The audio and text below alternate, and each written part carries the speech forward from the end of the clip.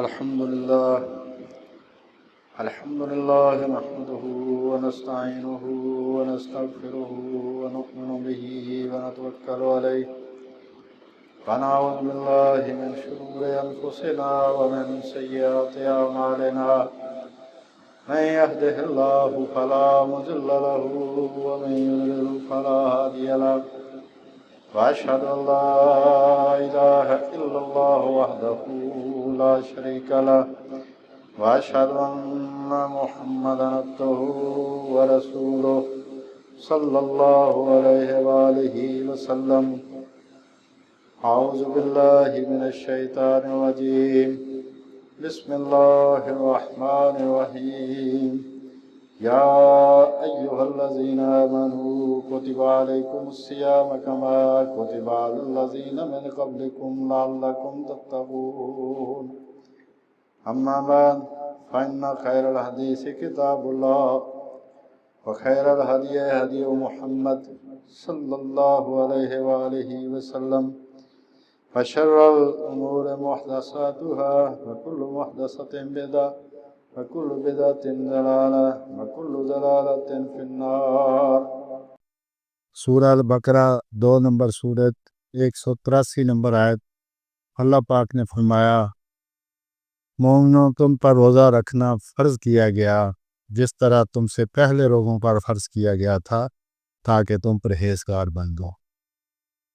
اللہ پاک کا فضل اور اس کا کرم ہے کہ رمضان مبارک ہمیں نصیب ہوا، ورنہ کتنے ہیں جو اس سے پہلے ہمارے ساتھی اس دنیا سے تشریف لے گئے.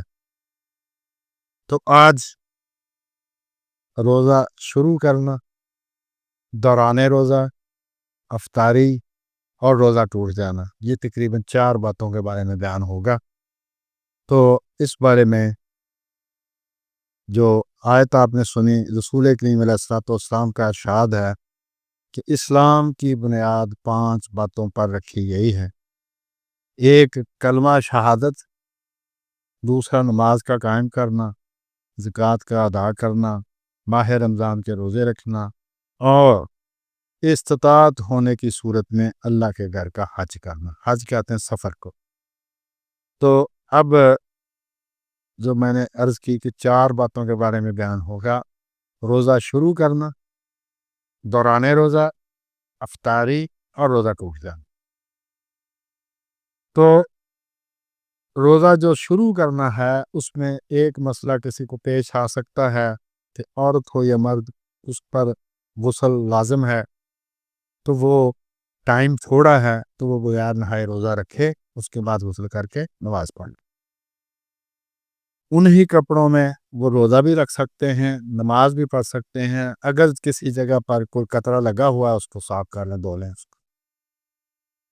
ایک روایت میں آتا ہے کہ کسی کے ہاتھ میں پیالہ ہو تو وہ اذان سن کر پینے سے نہ رکے.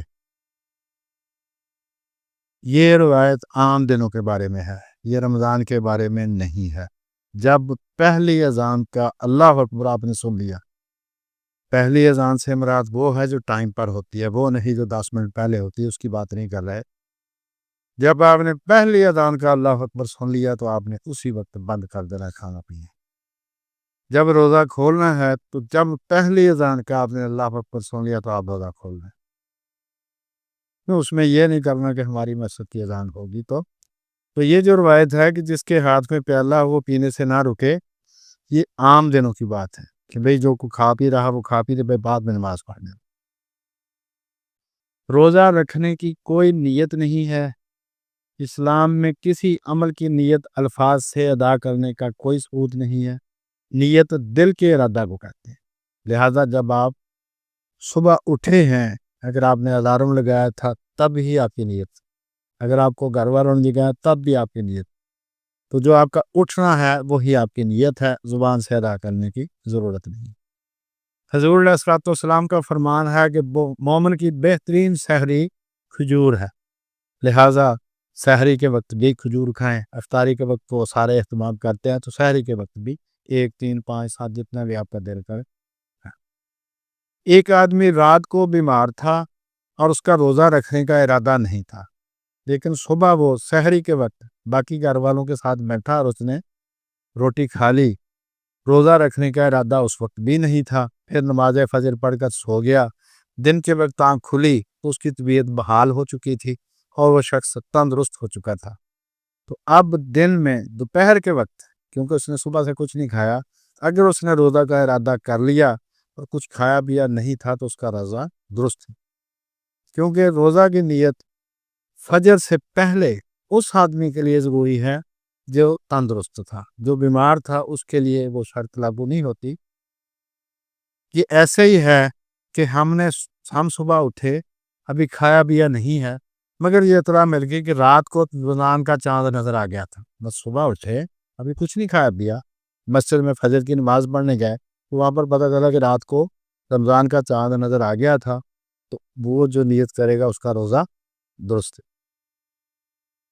یعنی جب آدمی کی اطلاع ملے اگر اس نے کچھ کھایا پیا نہیں تو اس کا روزہ سٹارٹ ہو جائے گا۔ اچھا، ایک آدمی کو غسل کی حاجت تھی مگر ٹھنڈ لگ جانے یا نزلہ زکام ہو جانے کی وجہ سے یا بیمار بن جانے کے ڈر سے وہ نہایا نہیں، تو وہ تیمم کر کے نماز بھی پڑھ سکتا ہے، روزہ بھی رکھ سکتا ہے۔ تیمم کی اجازت ایسے ہی حالات کے لیے۔ دوران روزہ کیا کرنا ہے وہ بھی سن لیں، اور یہ میں پہلے بھی آپ کو بتا چکا ہوں، دوبارہ بتاتا ہوں کہ جتنے باتیں ہیں یہ ساری حضرت مولانا استاد محترم مولانا محمد اسحاق رحمۃ اللہ علیہ، یہ ان کے فرمائی ہوئی چیزیں جو جمع کر کے ٹائپ کو آ کے ان کو چیک کروا دی تھی، تو میں صرف پڑھ کے سنا رہا ہوں، ورنہ اس میں میرا کچھ بھی نہیں ہے۔ تو دوران روزہ یہ سارے اس سے سوال ہوئے تھے فتاوی آن لائن پر، تو انہوں نے سوالوں کے جواب جو دیے تھے وہ سارے جمع۔ روزے کی حالت میں طاقت کا ٹیکہ لگوانا منع ہے۔ اگر ڈاکٹر کسی بیماری کا کوئی ٹیکہ لگوانے کو کہے تو وہ لگوا سکتا ہے۔ روزے کی حالت میں خون ٹیسٹ کروا سکتا ہے۔ اسی طرح روزہ دار اگر برداشت کر سکے تو روزہ کی حالت میں دوسرے کو خون بھی دے سکتا ہے۔ ٹیکہ دوائی کا ہو تو وہ چاہے شریان میں لگے جس کو ہم ناڑ کہتے ہیں، چاہے وہ گوشت میں لگے، دونوں طرح درست ہے۔ دمے کے مریض روزہ کی حالت میں انہیلر استعمال کر سکتے ہیں، کیونکہ وہ سانس والی نالی میں دوائی پہنچاتا ہے، خوراک والی نالی میں اس سے دوائی نہیں جاتی۔ روزہ کی حالت میں ناک میں تیل ڈال سکتا ہے۔ روزہ کی حالت میں نمک یا کسی اور دوائی سے غرارے بھی کر سکتا ہے۔ روزہ کی حالت میں گلا خراب ہونے کی صورت میں نمک پلے پانی سے غرارے بھی کر سکتے ہیں، گلیسرین بھی لگا سکتے ہیں، مگر اس کا ذائقہ تھوک دیں۔ اسی طرح عورتیں کھانا پکاتے وقت نمک مرچ چیک کر کے تھوک دیں، اس سے روزہ خراب نہیں ہوگا۔ آنکھ میں دوائی ڈالنے سے روزہ نہیں ٹوٹتا، اگر ذائقہ منہ میں محسوس ہو تو تھوک دے۔ روزے کی حالت میں ٹوتھ پیسٹ کر سکتے ہیں، منہ میں ذائقہ رہ بھی جائے تو کوئی حرج نہیں۔ یہ بات غلط مشہور ہے کہ جو جتنا زیادہ گنہگار ہوگا اس کو اتنا ہی زیادہ روزہ لگے گا۔ روزے کا نیکی بدی سے کوئی تعلق نہیں، اس کا موسمی حالات پر انحصار ہے۔ تو جتنا مشقت سے روزہ وہ پورا کرے گا اتنا ہی زیادہ اس کو ثواب ہوگا، لیکن یہ ضروری نہیں کہ ثواب حاصل کرنے کے لیے اپنے آپ کو مشقت میں ڈالیں۔ قدرتی اگر کوئی ایسا عمل پیش آ گیا تو الگ بات۔ میاں بیوی ایک دوسرے کے روزہ کی حالت میں پاس بیٹھ سکتے ہیں، لیکن اس سے آگے منع ہے، اور خاص طور پر جوان آدمی۔ تو روزہ کی حالت میں آنکھ میں یہ لینس لگوانے سے روزہ نہیں ٹوٹتا، چاہے نظر والے ہوں چاہے دوسرے۔ روزہ کی حالت میں ٹی وی اور کیبل پر برے پروگرام نہیں دیکھ سکتے، اس سے روزہ برباد ہو جاتا ہے۔ جس نے روزہ کی حالت میں بھی گناہ نہ چھوڑا اور چغلی نہ چھوڑی، اس کو سوائے بھوک اور پیاس کے کچھ نہ ملے گا، کیونکہ یہی حکم رسول صلی اللہ علیہ وسلم۔ ایسا شخص جو کہ حلال کو بھی چھوڑے ہوئے ہے، وہ اگر حرام کا مرتکب ہوگا تو پھر اس کا روزہ بھی خراب ہو جائے۔ جس حالت میں حلال کام کرنے، کھانا پینا یہ بھی منع ہے، تو اس حالت میں وہ حرام کام، چغلی جو ہر حالت میں حرام ہے، وہ کرے گا تو اس کا روزہ خراب ہو جائے گا۔ روزہ کی حالت میں گناہ کرنا زیادہ سزا کا باعث ہے، زیادہ عذاب کا باعث ہے۔ روزہ کی حالت میں یا حرم کی حدود میں برا کام کرنے والے کو حضرت علی 20 کوڑے زیادہ مارتے تھے۔ افطاری، اگر کسی نے صرف روزہ داروں کی افطاری کی ہے تو بے روزہ آدمی کو اس میں شرکت سے گریز کرنا چاہیے۔ افطاری میں لیٹ کرنا مناسب نہیں ہے. اگر کھانے کو کچھ نہیں ہے تو پھر لیٹ کر سکتا ہے، ورنہ لیٹ کرنا مناسب نہیں. اگر کوئی زیادہ محنت کرنا چاہتا ہے تو وہ رسول اللہ کی طرح سحری سے سحری تک وہ اپنے آپ کو کھانے پینے سے روکے رکھے، اس سے زیادہ نہیں. اگر غلطی سے روزہ وقت سے پہلے کھول لیا تو صحیح قول کے مطابق اس کی قضا لازم نہیں ہے. یہ ایسے ہی ہے جیسے کوئی دوران روزہ بھول کر کھا پی لے. حضرت عمر کے دور میں رضی اللہ تعالیٰ عنہ غلطی سے ایسے ہی روزہ کھول لیا گیا تھا، بادل کی وجہ سے سورج نظر نہیں آیا، لیکن بعد میں سورج نکل آیا تو سیدنا عمر نے فرمایا کہ جو ہمارے بس میں تھا وہ ہم نے کیا. آپ نے نہ تو روزہ رکھنے کا قضا کا حکم دیا، نہ 60 روزے رکھنے کا حکم دیا. یہ ہے المحلہ امام ابن حزم میں. اگر کسی نے کھلے میدان میں اپنی آنکھ سے دیکھ لیا کہ سورج غروب ہو چکا ہے تو وہ شخص اذان سے پہلے روزہ کھول سکتا ہے، ورنہ اذان کا انتظار کرے. اگر کوئی غیر مسلم افطاری کی دعوت کرے تو اس کی دعوت قبول کر سکتے ہیں. کوشش یہ کرنی چاہیے کہ وہ اسلام قبول کر لے، ایسا نہ ہو کہ اس کی دعوت میں جا کر آپ بھی اس کی باتوں سے متاثر ہو جائیں.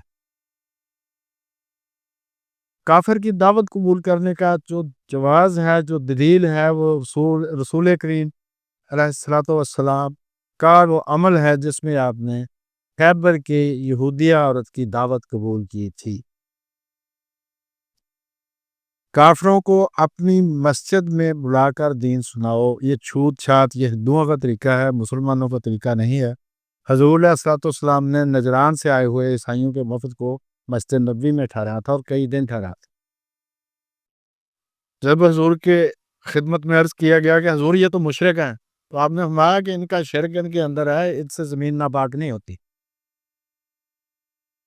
اب ان باتوں کو مد نظر رکھ کر ذرا مسلمانوں کا وہ طرز عمل آپ دیکھیں کہ ہم ایک دوسرے سے کتنی نفرت کرتے ہیں. حضور علیہ السلام نے جو پکے گاہر جلد قرآن مجید میں کہا نا، باقیوں کافر کہا اللہ پاک، مکے والوں کو بھی، یہودیوں کو بھی، سب کو کافر کہا. لیکن یہ مکے والوں کو کہا، یہ عیسائیوں کو کہا یہ پکے کافر.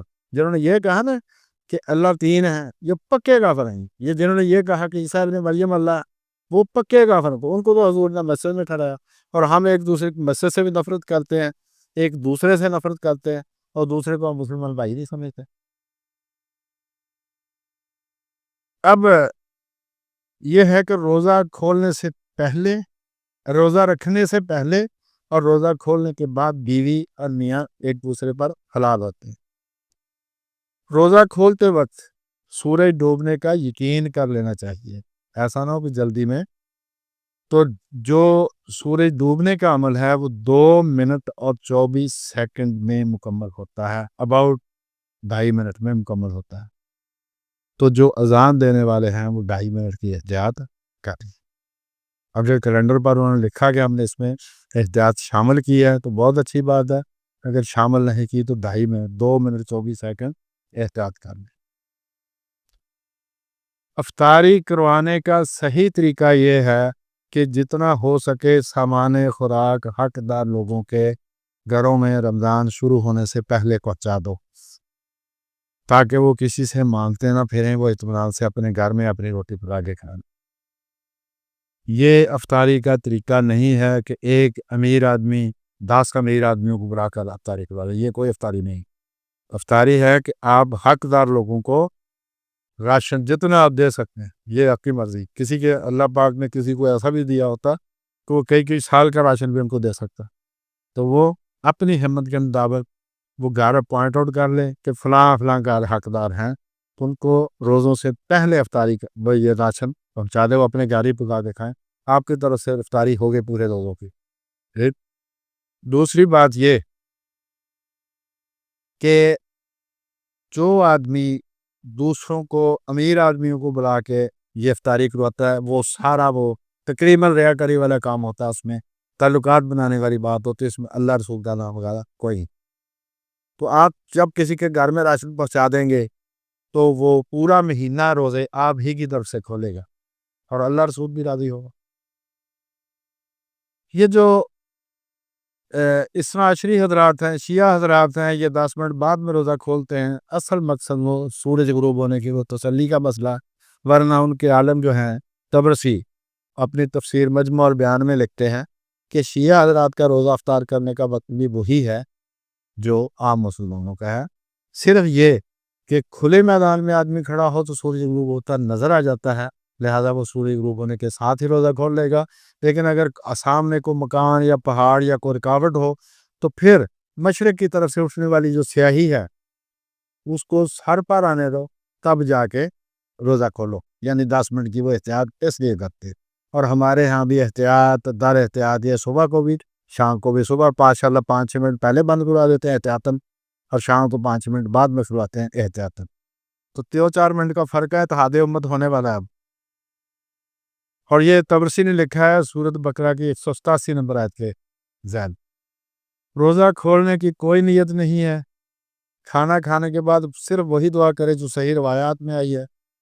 اور مولانا احمد رضا خان لکھتے ہیں کہ دعا میں جو سیغے استعمال ہوئے ہیں وہ ماضی کے ہیں، حضور نے جو دعا مانگی تھی وہ ماضی کے سیغے ہیں۔ روزہ کھولنے کے بعد اس سیغوں سے پتہ چلتا ہے کہ آپ نے روزہ پہلے کھولا تھا، دعا بعد میں مانگی تھی، لہذا یہ جو آدھا گھنٹہ پونا گھنٹہ اور یہ جو مطلب ہر چیز کو ہم نے ڈرامہ بنانا ہے تاکہ پتہ چلے کہ یہ آدمی بہت دیندار ہے، اور ہوتی وہ ساری ریاکاری۔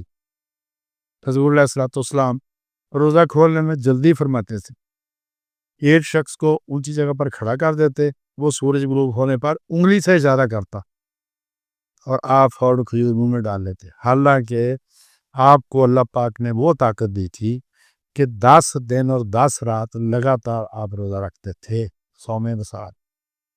لیکن رمضان کے روزے کا کیا کرتے تھے؟ پھر جب وہ انگلی سے اشارہ کرتا تو فوراً کھجور منہ میں ڈال لیتے، تاکہ ہم لوگوں کو پتہ تعلیم دیں کہ ہم اللہ کے رزق کے محتاج ہیں۔ اللہ کا رزق اگر 10 منٹ لیٹ ہو جائے تو ہماری طبیعت صاف ہو جاتی ہے ویسے۔ تو حضور علیہ السلام نے یہ ساری طبیعت اس لیے دی کہ عام لوگ میری رزق وہ نہ نقل کریں، عام لوگوں کی تعلیم کے لیے آپ نے آدمی کو اونچی جگہ پر کھڑا ہو۔ اس سے پتہ یہ بھی چلا اذان سے بھی روزہ درست ہے، کھولنا رکھنا کھولنا، بند کرنا کھولنا اذان سے بھی درست ہے، اعلان سے بھی درست ہے، کیونکہ وہ صحابی ایسی انگلی کا اشارہ کرتے۔ روزہ کھولتے وقت صرف 2 فقرے آپ نے کہنے ہیں، بسم اللہ الرحمن الرحیم، اور کھجور اٹھاتے وقت آپ نے کہنا یا واسع المغفرہ اغفر لی۔ مولانا فرماتے تھے کہ یہ فقرہ کہنے والے کے اللہ پاک سارے گناہ معاف کر دیتا ہے، اے بہت بڑی مغفرت والے مجھے بخش دیں۔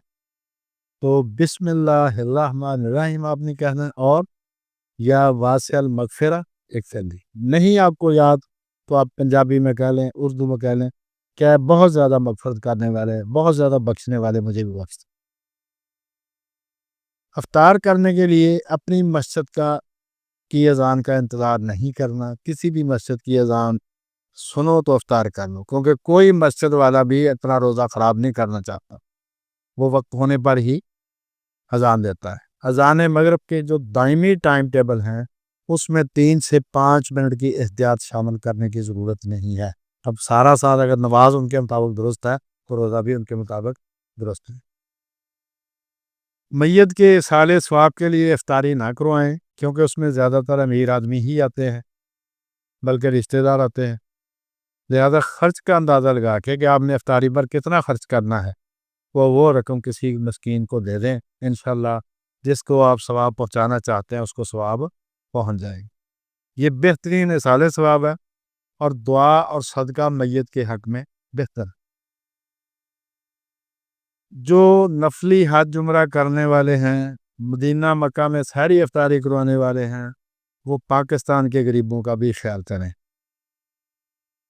ایک آدمی نے چند دن پہلے مجھے بتایا کہ ہم نے پچھلے سال رمضان میں راشن دینے کا پروگرام بنایا، تو جو ہمارے ملازم تھے افسر، ان میں سے 2 آدمی آئے، انہوں نے کہا جی ہمارے گھر کے حالات بہت خراب ہیں، ہم ان دے۔ تو بھائی اپنے ارد گرد خیال کریں، مکہ مدینہ میں افطاری کروانے کے بجائے نا یہاں پر لوگوں کا خیال کریں، نفلی حج اور عمرے کرنے کے بجائے لوگوں کا خیال کریں جو بھوک سے خودکشی کر رہے ہیں۔ اب گھی جو ہے جس کے بغیر کوئی چیز نہیں پکتی، 150 سے وہ 500 کے ہو گیا، آٹا 90 روپے کلو سے لائے گا تو 1 کلو کی روٹیاں کتنی بنتی ہیں؟ اور جب چیز کی کمی ہو تو بھوک بھی زیادہ لگتی ہے. اگر آپ کے گھر میں دانے کو بوریاں پڑی ہے نا تو بھوک بھی کم ہی لگے گی. لیکن جب پتہ ہو کہ کم ہے تو پھر آدمی کھاتا بھی زیادہ کہ یا تو دوسرے ٹائم پتہ نہیں ملے کہ نہیں ملتی. تو بھائی کسی اور کو دینے کی بجائے یہاں پر غریبوں کو خیال کرا. اجتماعی افطاری درست ہے. اب ہے کہ روزہ ٹوٹ جانا. اگر کسی میاں بیوی نے ایک دوسرے سے ملاقات کر لی تو ان کا روزہ بالکل بے اتفاق ٹوٹ جائے گا. اگر کسی روزہ دار عورت سے اس کے خامند نے زبردستی جمع کر لیا تو عورت اور مرد دونوں کا کفارہ اس مرد پر ہے جس نے وہ زبردستی کام کیا تھا، بشرطے کہ عورت پر کوئی کفارہ نہیں، بشرطے کہ اس پر جبر ہوا ہو. اگر عورت کی مرضی بھی شامل تھی تو دونوں کو کفارہ دینا پڑے گا، یعنی 120 مسکینوں کو کھانا کھلانا پڑے گا، یا دونوں 60 روزے لگاتار رکھیں گے. عورت کی مرضی ہو نہ ہو اس کے ساتھ اگر میاں نے ملاقات کر لی تو اس کا روزہ ٹوٹ جائے گا، لیکن اس کو ایک روزے کے بدلے میں ایک روزہ ہی رمضان کے بعد رکھنا پڑے گا. اسی طرح عورت کو اگر حیض آ جائے اور سورج غروب ہونے میں یا روزہ کھلنے میں آدھا منٹ ہو تب بھی اس کا روزہ ٹوٹ جائے گا، اس کو اس کی قضا کرنی پڑے گی. روزہ میں قے آ جانے یا خون نکل جانے سے روزہ نہیں ٹوٹتا. کسی عورت کے چہرے پر نظر پڑ جانے سے روزہ نہیں ٹوٹتا. اگر شہوت سے نظر ڈالی تو وہ حرام ہے. کان، آنکھ، ناک میں دوائی ڈالنے سے روزہ نہیں ٹوٹتا کیونکہ یہ کھانے پینے کی چیزیں نہیں ہیں. ایسی دوائی کا ذائقہ اگر حلق میں محسوس ہو تو تھوک دے. تو جو ذائقہ کی بات ہے وہ ایسے ہی ہے جیسے وضو کرتے وقت پانی منہ میں ڈالیں تو اس کا ذائقہ محسوس ہوتا ہے. میٹھا پانی ہو تو میٹھا ذائقہ، نمکین پانی ہو تو نمکین ذائقہ. جو آدمی روزہ کی حالت میں غصہ ہو اس کو آ جائے اور وہ پانی پی لے تو رمضان کے بعد وہ ایک روزہ قضا رکھے، 60 مسکینوں کو یا تو کھانا کھلائے یا کسی اتنی رقم وہ کسی مسکین کو دے دے اور اللہ تعالیٰ سے معافی مانگے. دانتوں سے خون آنے سے روزہ نہیں ٹوٹتا بشرطے کہ وہ پیٹ میں نہ چلا جائے. اگر سوتے ہوئے پیٹ میں خون چلا گیا، کسی کی دانتوں سے خون آتا تھا اور سوتے ہوئے پیٹ میں چلا گیا تو اس سے اس کا روزہ نہیں ٹوٹے گا. دوسرے ملک میں روزہ یا روزے شروع کرنے والا، کچھ ملکوں میں رمضان پہلے شروع ہو جاتا ہے جیسے سعودی عرب ہے. اس سال ان کا روزہ ہم سے ایک دن پہلے تھا. اگر کوئی آدمی وہاں سے یہاں آیا ہے تو وہ اس ملک کے مطابق اپنے روزے پورے کرے گا جس ملک میں اس نے روزہ رکھنا شروع کیا تھا. یہاں سے وہ اس ملک میں جاتا ہے رمضان کے دوران اور عید کے بعد تک وہیں رہتا ہے تو وہ اس ملک کے مطابق روزہ پورا کرے گا، روزے پورے کرے گا جس ملک میں اس نے روزے رکھنے شروع کیے تھے. اسی طرح ایک آدمی عید وہ ان کے ساتھ کر لے گا، اس دن کا روزہ نہیں رکھے گا. اس ملک میں جس دن عید ہوگی وہ اس کے ساتھ عید کر لے گا. مطلب پاکستان سے سعودی عرب چلا گیا، عید وہ ان کے ساتھ کرے گا، ایک روزہ بعد وہ پورا کرے گا. سعودی عرب سے پاکستان آیا، ایک روزہ اس کا پہلے ہم سے پورا ہو گیا، ایک روزہ ابھی جو ہم نے رکھنا تھا وہ اس کا بنتا ہی نہیں ہے تو وہ روزہ نہیں رکھے گا لیکن لوگوں کے سامنے کھائے پیے گا نہیں. اسی طرح ایک آدمی نے روزہ پاکستان میں رکھا اور شام کو اس کی فلائٹ سعودی عرب یا کسی ایسے ملک کی طرف تھی جو مغرب کی طرف تھا. اب جہاز سورج کے ساتھ ساتھ چلتا جا رہا ہے اور اگر جہاز چلتا رہا تو وہ سورج غروب اس کا نہیں ہوگا تو اس نے روزہ اس ملک کے ٹائم کے مطابق کھولنا ہے جس ملک میں اس نے روزہ رکھا تھا. وہ اپنا گھڑی دیکھے گا، جو یہاں پر افطار کا ٹائم ہوگا اس کے مطابق وہ اپنا روزہ کھول لے گا چاہے اس کو سورج سامنے نظر بھی آ رہا. اگر کسی نے ایسے ملک میں روزہ رکھا جس میں جو مغرب کی طرف تھا اور وہ جہاز میں بیٹھ کر مشرق کی طرف اس نے سفر شروع کر دیا تو وہ اس ملک کے ٹائم کے مطابق روزہ افطار کرے گا چاہے اس کا سورج پہلے ہی غروب اس کو نظر آ جائے. جن دنوں میں روزہ رکھنا منع ہے وہ سال میں 5 دن ایسے ہیں، 2 عیدوں کے دن ہیں، 3 بڑی عید کے بعد والے، تو یہ 5 دن ہیں جن میں روزہ رکھنا منع ہے. اس کے بعد شوال کے روزے ہیں. شوال کے روزوں کو 6 جو ہیں ان کے بارے میں فرمایا گیا کہ چونکہ ہر نیکی کا 10 گنا کم از کم اجر ہے، تو یہ 60 روزے ہو گئے۔ 30 روزے آپ نے رمضان کے رکھے، 300 دن ہو گئے، 360 پورے سال کے روزوں کا ثواب اس کو ملے گا جو شوال کے 6 روزے بھی نفل رکھے گا۔ شوال کے روزے لگاتار رکھنے ضروری نہیں ہیں، پورے مہینے میں جب چاہے وہ پورے کر سکتا ہے۔ اس کے بعد آ گئی لیلۃ القدر۔ تو لیلۃ القدر جو ہے اس کے بارے میں کہا جاتا ہے یہ رمضان کی آخری عشرے کی طاق رکھتے ہیں۔ تو جو اللہ کے نیک بندے ہیں، ولی اللہ ہیں، ان کا کہنا یہ ہے کہ ہمارے تجربے میں یہ بات آئی ہے کہ یہ سال کی کوئی بھی رات ہو سکتی، ضروری نہیں کہ رمضان میں ہو۔ جب سوال کیا گیا کہ قرآن مجید نے فرمایا کہ قرآن مجید لیلۃ القدر میں نازل کیا گیا، تو انہوں نے کہا کہ اس سال لیلۃ القدر رمضان میں تھی۔ جس سال قرآن مجید نازل ہونا شروع ہوا اس سال لیلۃ القدر رمضان میں تھی، ورنہ یہ سال کی کوئی بھی رات تھی۔ اب یہ کہ اس کو تلاش کیسے کرنا ہے، اس کا بہت آسان طریقہ ہے کہ اگر کوئی شخص فجر کی نماز جماعت کے ساتھ پڑھتا ہے اور عشاء کی نماز جماعت کے ساتھ پڑھتا ہے تو اس کو ساری رات جاگنے کا ثواب اللہ پاک دیتا ہے، اور اگر وہ لیلۃ القدر بھی تو اس کو لیلۃ القدر کا ثواب بھی مل جائے گا۔ سارا سال اس بات کا اہتمام کریں کہ عشاء کی نماز جماعت کے ساتھ پڑھیں اور فجر کی نماز جماعت کے ساتھ پڑھیں تو آپ کو لیلۃ القدر مل جائے گی۔ ایک بزرگ سے کسی نے پوچھا کہ حضرت لیلۃ القدر کیسے تلاش کروں؟ انہوں نے کہا کہ تو نے مجھ سے لیلۃ القدر پوچھا ہے کہ کون سی رات ہے، اگر تو قدر کرے تو ہر رات ہی لیلۃ القدر ہے۔ اگر تو قدر کرے تو ہر رات ہی لیلۃ القدر ہے۔ قدر کیا کرنی ہے؟ قدر یہ کرنی ہے کہ عشاء کی نماز جماعت کے ساتھ پڑھنی ہے اور فجر کی نماز جماعت کے ساتھ پڑھنی ہے۔ باقی زیادہ امکان یہی ہے کہ رمضان میں ہے، اور رمضان میں بھی آخری راتوں میں، اور آخری راتوں میں سے طاق راتوں میں۔ تو حضور علیہ الصلوۃ والسلام سے مختلف تاریخوں میں یہ لیلۃ القدر کی نشاندہی ثابت ہے۔ تو اس سال اس رمضان میں کب ہے یہ صرف اللہ کو معلوم ہے۔ اگر آپ سارا مہینہ یا سارا سال عشاء کی نماز اور فجر کی نماز جماعت کے ساتھ پڑھتے تو انشاءاللہ آپ کو مل جائے۔ یہ جو سیدنا ابی بن کعب رضی اللہ تعالیٰ عنہ سے 27 رمضان کو لیلۃ القدر مشہور ہے کہ 27 رمضان کو، یہ ان کی روایت سے ہے۔ تو بات یہ ہے کہ حضرت امام ابن حزم فرماتے ہیں کہ اگر کوئی واضح نشانی ہوتی تو رسول اللہ نہ بتا دیتے۔ حضور علیہ الصلوۃ والسلام کو اللہ نے ایک سال بتایا کہ فلاں رات ہے لیلۃ القدر، آپ بتانے کے لیے آگے 2 آدمی لڑ رہے تھے، آپ ان کے صلح کرانے لگ پڑے تو اللہ نے یاد ہی بڑھا دیا آپ نے تمہارے جھگڑے کی نحوست سے وہ تاریخ بول گئی اب آخری راتوں میں تلاش ہو۔ تو بات یہ ہے کہ قسم نہیں کھا سکتے کہ 27 رمضان ہے، نہ یہ قسم کھا سکتے کہ 27 رمضان نہیں ہے۔ ہر رات کو کوشش کریں کہ کم از کم یہ تو کر لیں کہ بھئی ہم عشاء اور فجر کی نماز جماعت سے پڑھ، باقی نمازیں میں۔ اب یہ سوال پیدا ہوتا ہے کہ دنیا میں سورج جو ہے وہ آگے پیچھے غروب ہوتا ہے، آگے پیچھے نکلتا ہے، تو لیلۃ ایک دن کا بھی فرق ہے، ایک رات کا فرق ہے، تو لیلۃ القدر کس ملک میں کیسے ہوگی بھائی؟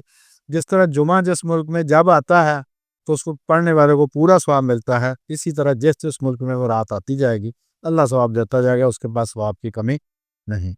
تو اللہ تعالیٰ سے دعا یہ ہے کہ اللہ تعالیٰ ہمیں نیک کام کرنے کی توفیق عطا فرمائے، اللہ پاک جو کیا ہے اس کو قبول فرمائے، اور جو بات میں نے پچھلے جو میں عرض کی تھی، اس سے پہلے بھی کئی دفعہ ہو چکی، میں صرف یاد دہانی کے لیے کہ جو بھی نیکی کریں چھوٹی ہو بڑی ہو اس کے بارے میں حلفیہ آپ نے تسلی رکھنی ہے کہ وہ قبول ہے، لیکن تھوڑی یہ تسلی رکھنی ہے کہ قبول ہے لیکن تھوڑی۔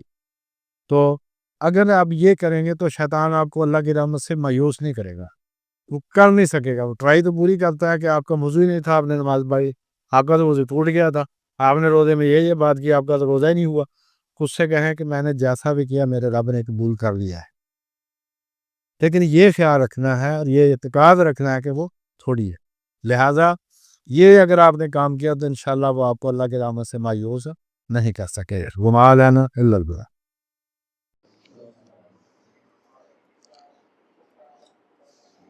الحمد للہ رب العالمین والصلاة والسلام علی رسول الکریم اللہم صلی علی محمد وعلی آل محمد کما صلیت علی ابراہیم وعلی آل ابراہیم انکا حمید مجید اللہم بارک علی محمد وعلی آل محمد کما بارکت علی ابراہیم وعلی آل ابراہیم انکا حمید مجید لا الہ الا انت سبحانک انی کنت من الظالمین اللهم إني أسألك من الخير كل ما علمت منه وما لم أعلم وأعوذ بك من الشر كل ما علمت منه وما لم أعلم اللهم إني أسألك من خير ما سألك منه عبادك الصالحون وأعوذ بك من شر ما استعاذك منه عبادك الصالحون ربنا آتنا في الدنيا حسنة وفي الآخرة حسنة وقنا عذاب النار ربنا وآتنا ما وعدتنا على رسلك ولا تخزنا يوم القيامة إنك لا تخلف الميعاد اللهم اشف أنت الشافي لا شفاء إلا شفاؤك لا شفاء لا يغادر سقما يا ذا الجلال والإكرام يا حي يا قيوم برحمتك نستغيث أصلح لنا شأننا كله ولا تكلنا إلى أنفسنا طرفة عين ولا إلى أحد من خلقك أبدا لا الہ الا انت سبحان ربک رب العزت عما یصفون وسلام علی المرسلین والحمد للہ